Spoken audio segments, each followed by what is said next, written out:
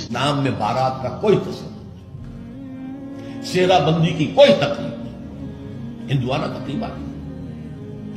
بارات کے لیے عربی میں کوئی لفظ ہی نہیں ہے۔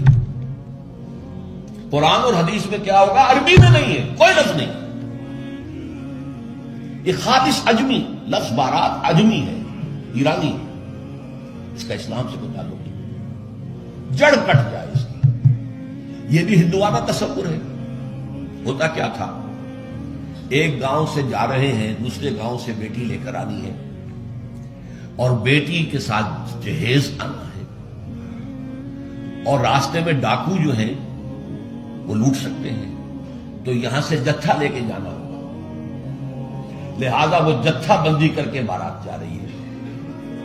اب وہ جا کر جنج گھر جو بنے ہوئے ہیں وہاں پر ٹھہر رہی ہے، 2 دن 3 دن عیش کر رہے ہیں، مچھرے اڑا رہے ہیں لڑکی والوں کے پیسے پر، پھر وہ مال غنیمت سے لدے پھدے واپس آ رہے ہیں، لہذا وہ جتھا حفاظت کرتا تھا۔ یہ سارا ہندوؤں نے تصور ہے، اسلام سے کوئی تعلق نہیں۔